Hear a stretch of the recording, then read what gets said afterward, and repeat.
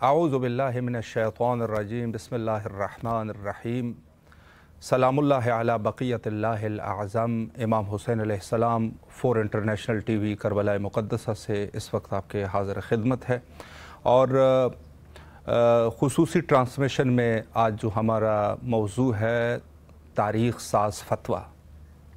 اور اس مہم موضوع پر آج ہماری خوشبختی ہے کہ ہمارے درمیان موجود ہے حضرت آیت اللہ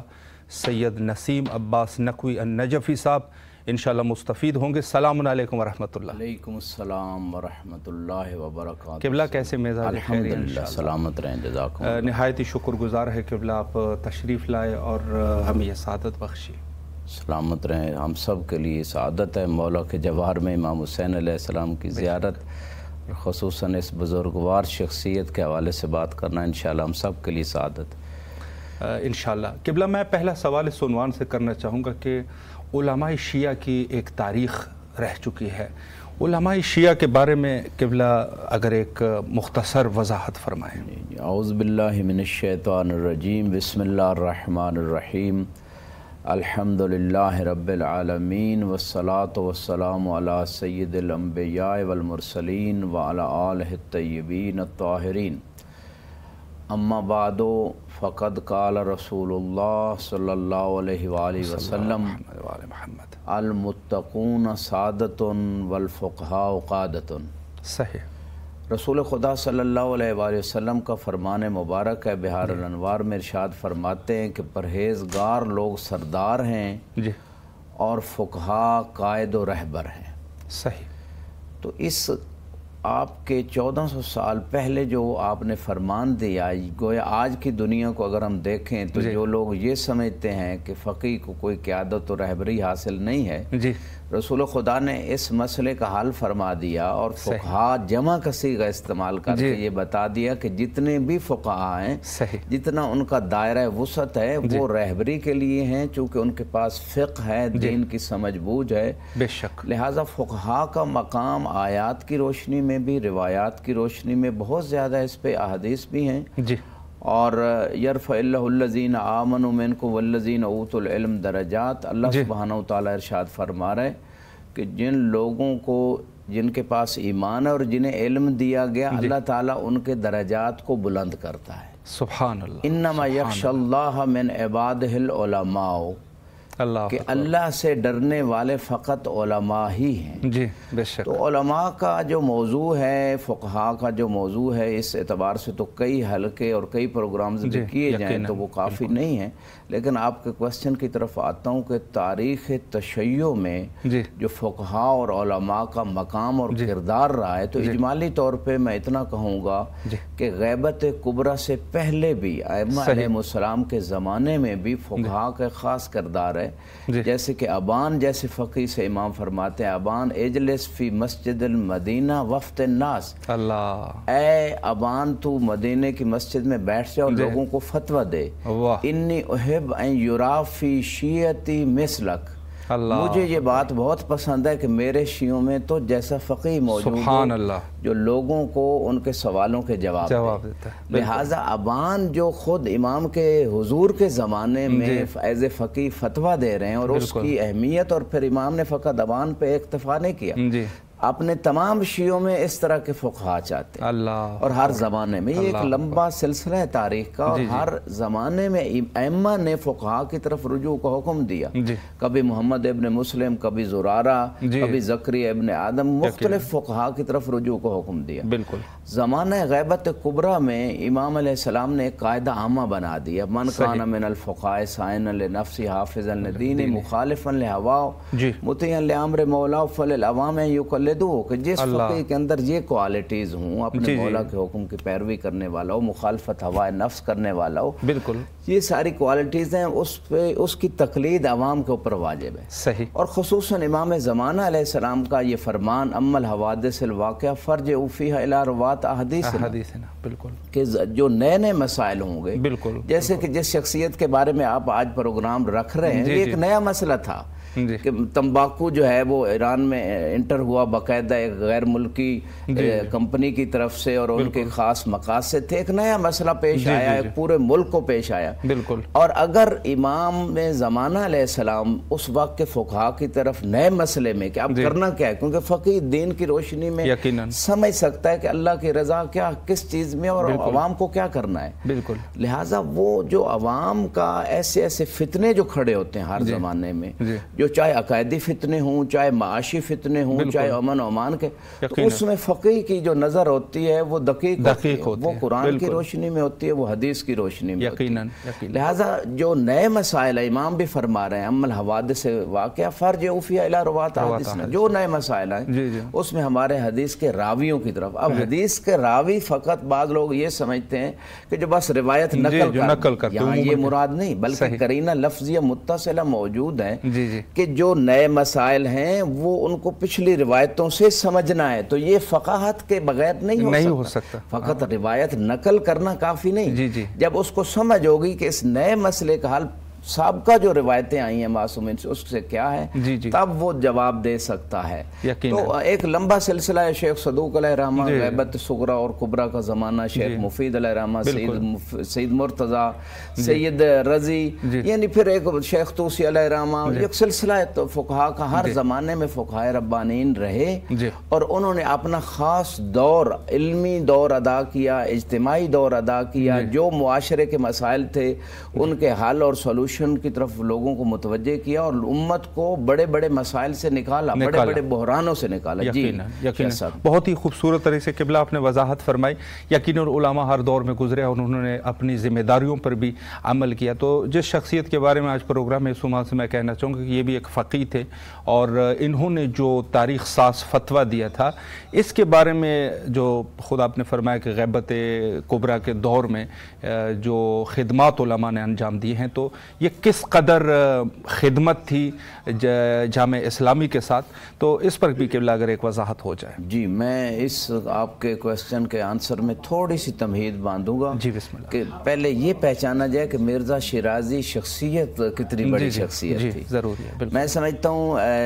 جو اتنی عظیم شخصیت، ان کا صحیح ابھی تک بھی تعارف نہیں ہوا، حالانکہ یہ 12ویں صدی ہجری میں یعنی 1230 میں پیدا ہوئے، یعنی 13ویں صدی ہجری میں، اور 1312 میں ان کی وفات ہوتی ہے۔ 82 سال کی تقریباً عمر انہوں نے گزاری، یعنی 13ویں صدی گزاری اور 14ویں صدی کے ابتدا تک جو ان کی مرجعیت کا دور تھا، یہ جو پیریڈ تھا، اس پیریڈ میں اتنا عظیم کام کیا اس شخصیت نے، مختلف حوزات علمیہ سے علم بھی لیا۔ خود ان کے والد گرامی، ان کا خاندان ایک علمی خاندان تھا، اور اس خاندان کی برکت سے یہ انہوں نے اپنے خاندان میں علم حاصل کیا، پھر رے یعنی جو جس آج تہران کا حصہ ہے وہاں بھی گئے، قم میں علم حاصل کیا، اصفہان میں گئے، نجف، اشرف، سامرہ، کربلا، مختلف بلاد کا سفر کیا، اور سامرہ میں باقاعدہ ایک حوزے کو جو ہے نا انہوں نے تاسیس کیا اور اس کو مضبوط کیا، یعنی ایک ایسی جگہ، ایک حوزے کا قیام کہ جہاں زیادہ تر لوگ جو ہیں وہ مذہب اہل بیت کے ماننے والے نہیں تھے، اور یہ ان کی کاوش اس لیے بھی تھی کہ شیعہ سنی کو قریب لایا جائے، ان کے اندر جو غلط فہمی ہیں وہ دور کی جائیں، ان کے اندر جو شبہات ہیں ان کو دور کیا جائے، ایک وحدت کو قائم کیا جائے، اور یہ ایک عظیم کارنامہ تھا اس عالم دین کا۔ پھر بڑی بڑی عظیم شخصیات سے انہوں نے استفادہ کیا۔ مثال کے طور پہ صاحب الجواہر، جو علم فقہ میں جواہر الکلام جو ہے، جو ایک کامل ترین دورہ، جامع ترین دورہ، آج تک جو فقہا بحث خارج دیتے ہیں، استنباط کرتے ہیں، ادلہ کے اوپر بحث ہوتی ہے، وہ صاحب الجواہر کے بغیر یہ آگے بات نہیں چلتی، یعنی صاحب الجواہر جیسی شخصیت ان کے استاد ہیں۔ پھر شیخ انصاری رحمۃ اللہ علیہ جو اپنی مثال آپ تھے، جنہوں نے اصول میں ایک خاص اور اسی طرح مقاصد اور رسائل جو ابھی بھی حوزات علمیہ میں اعلیٰ پائے کی کتابیں اور استدلالی کتابیں، تو اس طرح کے عظیم فقہا سے انہوں نے استفادہ کیا۔ یعنی اگر اساتذہ کی لسٹ میں جائیں، ایک لمبی لسٹ ہے، تو اتنے عظیم فقہا سے استفادہ۔ اگر ان کے شاگردوں کی طرف اگر ہم آئیں تو یہاں پہ صاحب الکفایہ جیسی شخصیت، ان کے شاگردوں میں سے ہیں، اور جو یعنی ابھی تک اتنا اتنا عرصہ گزر چکا ہے، ان کا جو کفایت الاصول ہے اسی پہ باس خارج، اسی پہ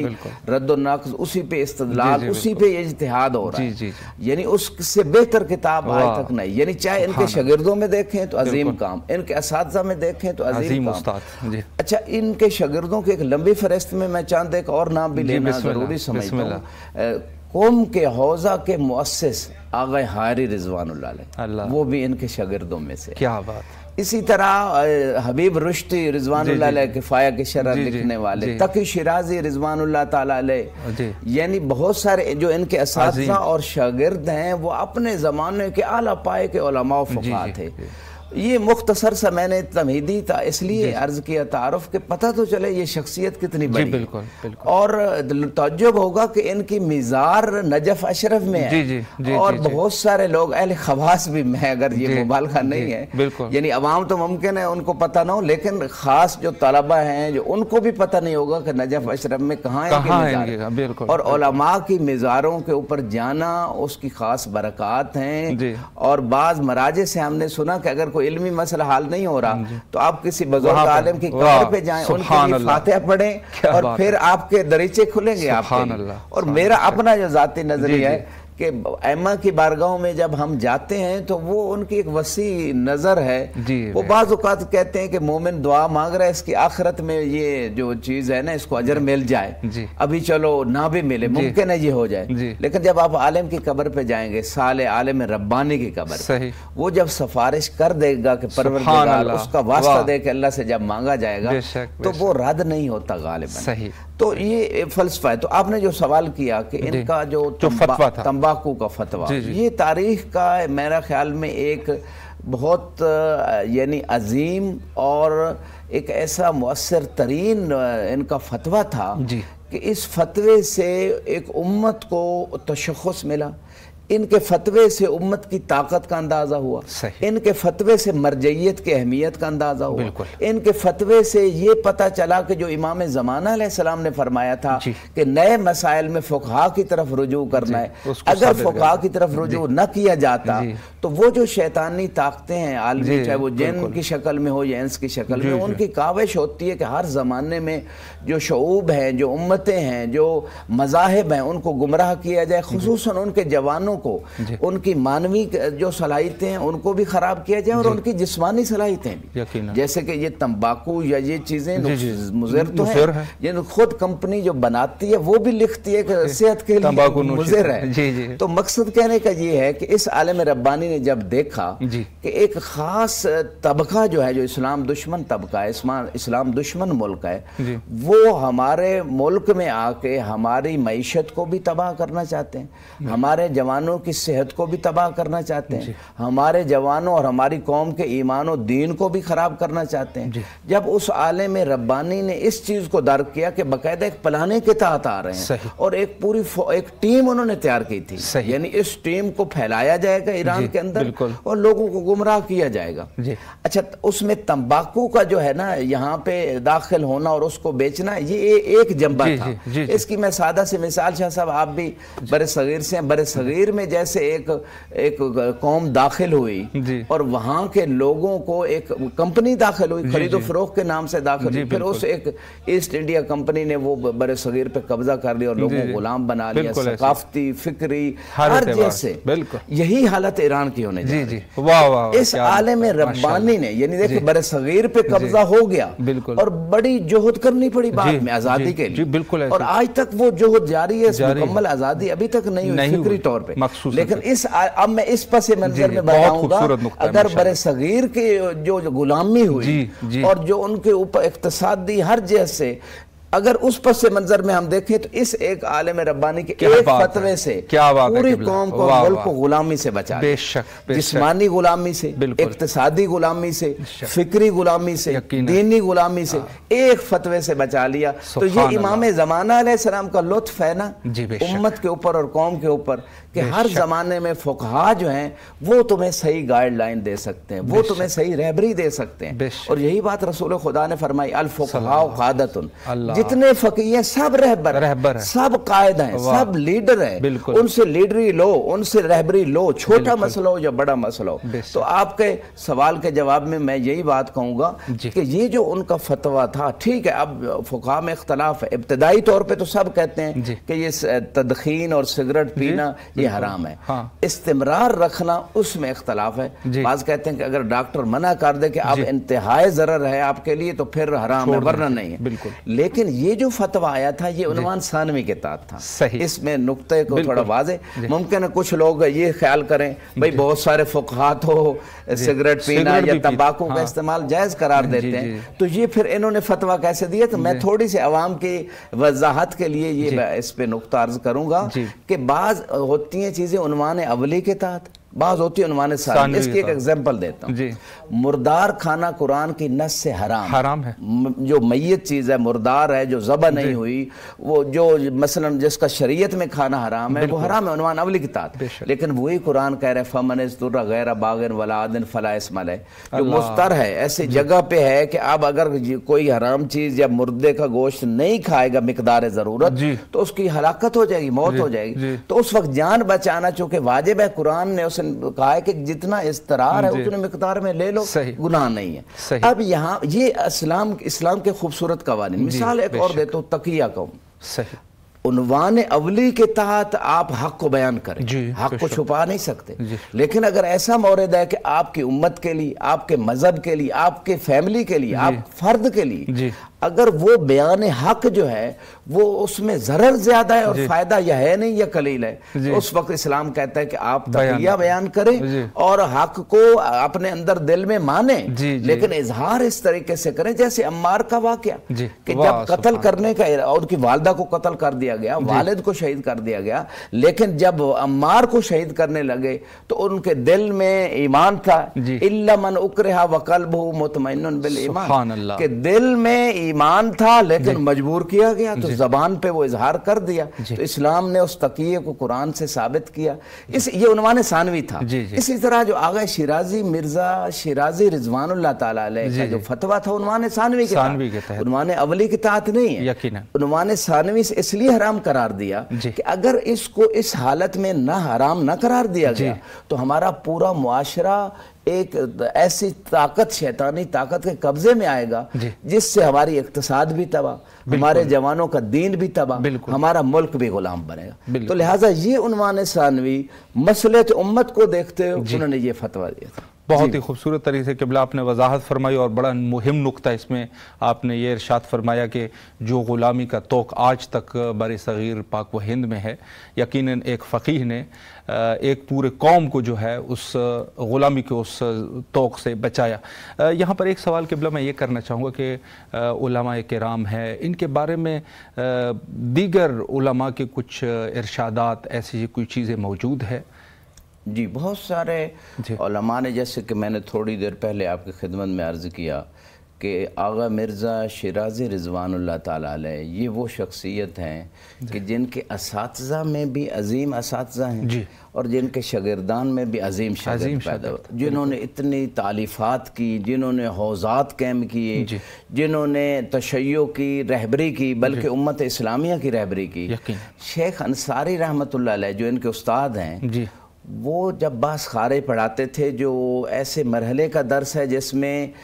پڑھانے والا تو فقیہ ہوتا ہے لیکن جو پڑھ رہے ہوتے ہیں وہ بھی فقاہت کے منزل کے قریب سے قریب تر ہو رہے ہوتے ہیں یا ہو چکے ہوتے ہیں. اچھا، جب وہ پڑھاتے تھے شیخ انصاری رضوان اللہ تعالیٰ علیہ تو اپنے تمام شاگردان میں 3 ایسے شاگرد تھے، ان کا خصوصی طور پہ ذکر کرتے تھے اپنے تلامذہ کے سامنے. ان میں ایک سید آیت اللہ العظمی محمد حسن شیرازی، جن کو مرزا شیرازی بھی کہتے ہیں، ان کو خصوصی طور پر حبیب رشدی رضوان اللہ تعالی علیہ کو کہتے ہیں کہ میرا مباحثہ، میری ڈسکشن ان سے ہے، لوگوں سے، یعنی باقی تمام شاگردوں کے ساتھ بالکل نام ذکر کر کے اور پھر ان کا نام لینا، اس کا مطلب یہ ہے کہ ان کا جو علمی مقام تھا اپنے اس فقیہ ربانی استاد کی نگاہ میں وہ خاص مقام تھا، بلکہ ان کی شخصیت کے بارے میں یہاں تک ملتا ہے کہ انہوں نے بڑی جلدی ان مراحل علمیہ کو طے کیا، اور جو بحث خارج تک کے منازل ہیں ابھی ان کی عمر اتنی زیادہ نہیں ہوئی تھی جب شیرازی، چونکہ شیراز سے ان کا تعلق ہے، لیکن جو دراست تھی اصفہان میں، قم میں مختلف، جب سامرہ میں جا کے ان کو رہبری ملتی اور مرجعیت کا دور تھا ان کا، ان کی عمر اس وقت 50 سال تقریباً تھی۔ حالانکہ اس دور میں اگر کوئی 50 سال کا کوئی فقیہ بھی ہو تو مرجعیت اولیاء اس کے بارے میں، میری عمر تقریباً 50 سال کے قریب ہے، یعنی یہ کنسیپٹ ہی نہیں کیا جا سکتا۔ میں یہ ایگزامپل اس لیے دے رہا ہوں کہ تھوڑا اس چیز کو خیال کیا جائے کہ کس مرحلہ علمی پہ آ چکے تھے، کہ شیخ انصاری رضوان اللہ تعالی علیہ کے بعد جو مرجعیت اولیاء کے لیے جو لوگوں کی اور اہل علم کی نگاہیں تھی وہ مرزا شیرازی رحمۃ اللہ علیہ کی طرف تھی، یعنی اس قدر ان کا نبوغ علمی، ان کا تقوی، ان کا علمی کام، ان کا حوزے کا قیام، اور خصوصاً آغا سید محمد حسن شیرازی رحمۃ اللہ علیہ جو موجودہ ہمارے مرجع آیت اللہ العظمی سید صادق شیرازی کے نانا لگتے ہیں اور ان کے والد کے چچا لگتے ہیں۔ دیکھیں یہ اسی خاندان کے، یہ وہ سارے چراغ جل رہے ہیں اور وہ برکتیں ہیں آباء و اجداد کی۔ یعنی شیخ انصاری کی وفات کے بعد سب کی نگاہیں تھیں کہ مرزا شیرازی بزرگ اس قابل ہے کہ انہیں مرجعیت اولیاء کے منصب پر بٹھایا جائے، لہٰذا سامرہ سے وہ پھر نجف اشرف تشریف لائے اور اس مرجعیت کے سلسلے کو سنبھالا۔ بہت سارے اور اقوال اگر ہم اس پہ تفصیل سے جائیں تو ممکن ہے ایک پورا حلقہ چاہیے، تو یہ مختصر بیان میں سمجھتا ہوں کافی ان کی شخصیت۔ آخر میں ہمارے پاس 2 منٹ کا ٹائم ہے، کوئی پیغام اگر علماء کے عنوان سے ناظرین کو دینا چاہیں؟ یہ ظاہر ہے آج کے اس دور میں، پورا شوب دور میں بہت سارے چیزیں علماء کے بارے میں لوگ جو ہے وہ جوان نسل میں پیدا کر رہے ہیں، تو اس پر قبلہ کیا کوئی پیغام اگر دینا چاہیں؟ بہت امپارٹنٹ نقطہ ہے۔ سب سے پہلے تو میں یہ کہوں گا اس مقام پہ کہ جیسے کہ امام زمانہ علیہ السلام نے فقہاء کی طرف رجوع کا حکم دیا، اگر ہم فقہاء کو رد کرتے ہیں تو معصوم فرماتے ہیں راد علیہم کر راد علینا، کہ جنہوں نے فقہاء کی بات کو رد کیا گویا اس نے ہمیں رد کیا، وراد علینا کر راد علی اللہ، جس نے ہم اہل بیت کو رد کیا ہماری بات کو گویا اس نے اللہ کی بات کو رد کیا۔ سب فقہاء ہمارے لیے محترم ہیں، خصوصاً میں تشیع کو یہ میسج ان جوانوں کو دوں گا کہ کسی فقیہ کے اوپر بہتان نہ لگائیں، کسی فقیہ سے کاٹ آف نہ کریں، سب کی رسپیکٹ کریں، سب کی جہود ہیں، سب کی کاوشیں ہیں، معصوم نہیں، معصوم وہی 14 ہیں جن کو ہم مانتے ہیں، یہ انبیاء معصوم ہیں، لیکن یہ ہستیاں عادل ہیں، انہوں نے زندگیاں صرف کی ہوتی ہیں فقہاء نے، جس زمانے کے فقہاء ربانی،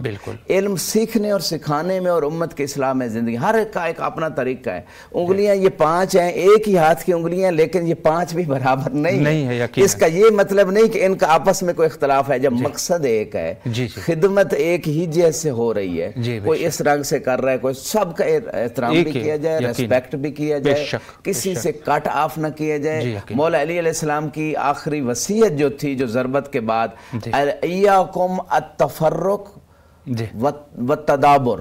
کہ ایک دوسرے سے دور نہ ہونا اور پشت نہ پھیرنا، علیکم بالتواصل والتبازل، کہ ایک دوسرے سے ملتے رہنا اور ایک دوسرے پہ خرچ کرتے رہنا، یہ مولا کی آخری وصیت ہے۔ تو کہنا یہ چاہتا ہوں فقہاء کا احترام، اور ہر مسئلے میں دینی دنیاوی میں ان کی رائے لیں، جیسے ہم اپنے مرض کے لیے ڈاکٹر سے جا کے آپ مشورہ بھی لیتے ہیں، فیس بھی دیتے ہیں اور اس کی میڈیسن بھی لیتے ہیں، اسی طرح فقہاء کی رائے لیں۔ ٹھیک ہے آپ کسی زید فقیہ کے قائل ہیں، آپ اس کی رائے لے لیں، لیکن دوسروں کی انسالٹ نہ کی جائے۔ یہ جوانوں کو بھی میسج ہے،